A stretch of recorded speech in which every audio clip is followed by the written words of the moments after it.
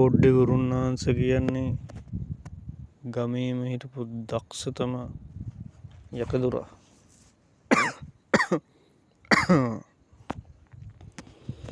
මන්ත්‍ර බලවලින් බොහොම දස්කන් දාපු මෙසේ මෙසේ පුද්ගලයෙක් නෙමේ. ඉතිං ගුරුටත් අකුරු වර්දී කියල කතාවත් තියෙනවානේ. ඉතිං මේ ඒ වගේ කතාවක් 99 පොඩ්ඩි ගුරුන්නාන්සේ බේරිච්ච අවස්ථාවක්. පොඩ්ඩි ගුරුන්නාන්සට හිටියා ගෝලෙක් ඌට ටිකක් විතර වගේ මොංගල්. හැබැයි ඉතින් ඒ වැඩ කටයුතු ටික නම් හරියටම කරනවා. නැතුවක් කාලෙකට වරද්ද ගත්තේ නැහැ. ගුරුන්නාන්සට තියෙන ගෞරවය නිසාමද කොහෙද හරියට මේ වැඩ ටික කරගෙන හිටියා. ඉතිං මේ ගුරුන්නාන්සටත් ඒ හැටි ලොකු අයසක් තිබුන්න නැහැ. මොකද කසාදයක් බැඳලා හිටපු නැති හින්දා.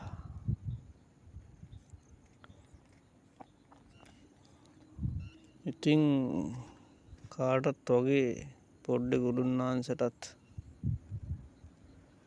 හිට ගියපු කෙල්ලෙක් හිටියා. ඉතිං දවසක් කෙල්ලෝ මුලිච්චි වෙලා ඇහුවා කෙල්ලෙ මං උඹට මනාපයි සහයට ගන්න. උඹ කැමතිද කියපන් මං උඹ එක්කන් යන්නම් කියලා. ඉතිං මේ කෙල්ල එක පාරටම කිව්වා ගුරුන්නාන්සේ අයියන්ඩි මං ඒකට කැමති නැහැ. මම වෙන කෙනෙකුට කැමැත්ත දීලා තියෙන්නේ මනාප වෙලා ඉන්න එකින්ද ඒ වචන වෙනස් කොරන්ට බෑ කියලා කිව්වා. ඉතින් මේකට උරණ වෙච්ච පොඩ්ඩි ගුරා හිටපන්කො මං ඌව බලාගන්නම් කියලා හොඳ වැඩක් කරන්නම් කියලා හිතාගත්තා. ඉතින් මේ ලෑස්ති වෙන්නේ හිටගත්ත කොල්ලව ඒ ලෝකෙට යවන්න පුළුවන් විදිහට වැඩක් කරන්න පිල්ලියක් යවන්න. ඉතිං ඔයාලගේ මතකෙත් ඇති ඔයාලා දන්නවත් ඇති පිල්ලියක් යවනවා කියන්නේ එසේ මෙසේ කාර්යයක් නෙමෙයි. කොහොමහරි හොඳට පායලා තිබිච්ච දවසක අලුතින් වලදාපු සොහොනක් ළඟ පොඩ්ඩි ගුරා ගෝලයාවත් අරන් ගිහිල්ලා වැඩේ පටන් ගත්තා. ඉතින් මහ සෝනටත් හස්ති රාජයාටත් තව කොටෙක් ඉන්නවා අමනුස්සෙක්. අන්න ඔය කියන තුන් කට්ටුවට දොළපිදේනි වශයෙන් දියගොඩ මස් ආදී දේවල් අරගෙන ගිහිල්ලා සූදානම් වෙලා හිටියේ.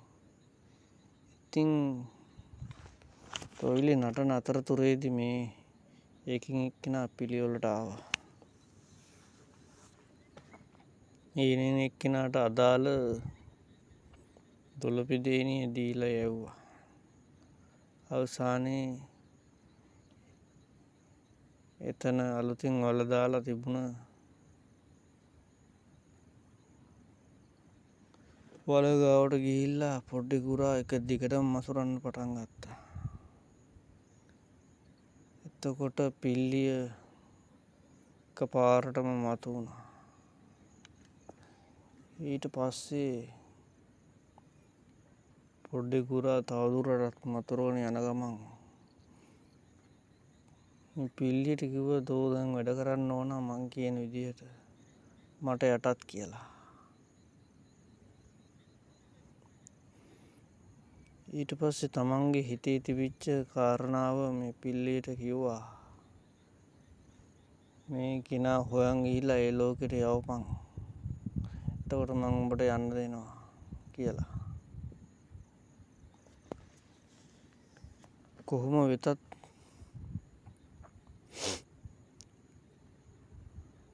මේ පරලෝකෙට යවන්න ඕන කෙනාගේ දෙයක් මොනවා හරි මේ පිල්ලට දෙන්න ඕන. ඉතින් ඒකට ඌගේ ඇඳුමක රෙදි කෑල්ලක් තමයි අරන් ඇවිල්ලා තිබ්බේ.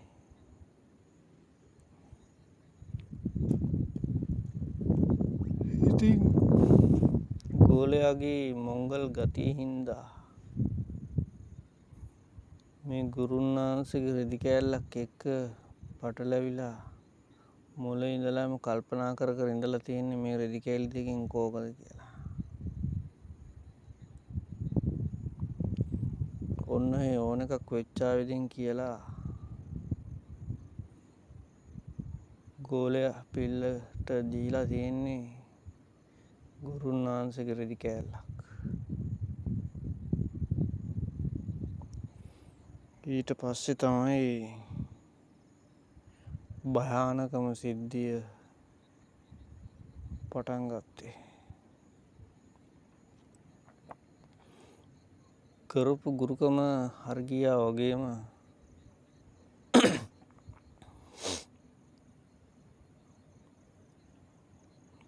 පිල්ලිය තමන්ගේ පස්සෙන් එන්න පටන් ගත්ත කියලා දැනගත්තට පස්සේ තමයි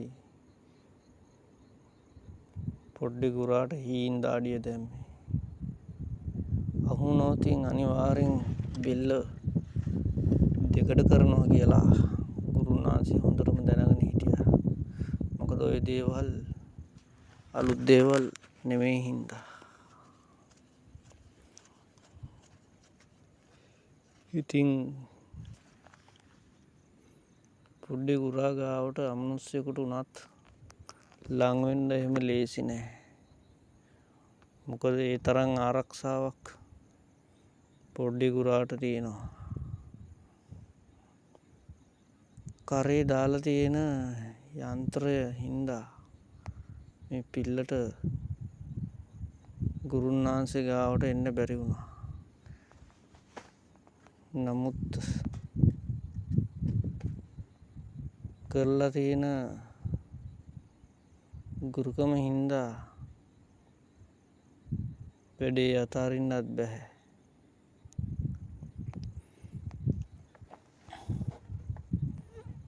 අවසානයේදී ගුරුන් වහන්සේ මේ බන්ධනය කපලා දැම්මා. එතනින් පස්සේ තමයි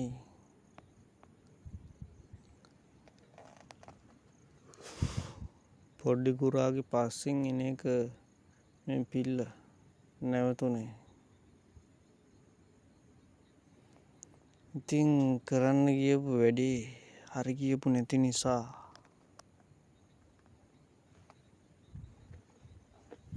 පොඩ්ඩි ගුරා ගෝලයට කවදාක්වත් නැතුව වරද්දපු නිසා හොඳටම දොස් කීවා.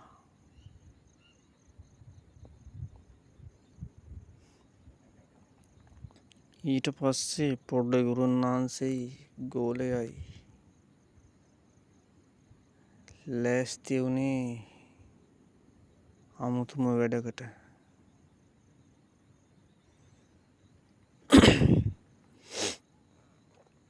කොහොම හරි මොකක් හරි මාර්ගයකින්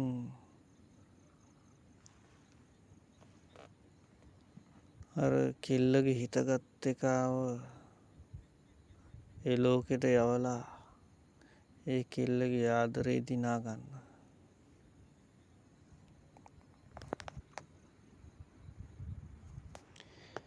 ඉතින් ඊළඟට මොකක්ද කරේ කියලා දැනගන්න ඔයාලට දෙවෙනි කොටසත් එක්ක එකතු වෙන්න වෙනවා. එහෙනම් හැමෝම පරිස්සමින් ඉන්න. අපි ඊළඟ කතාව අරගෙන එන්නම් අනිවාර්යෙන්ම. ඔයාලට සුබ රාත්‍රියක්.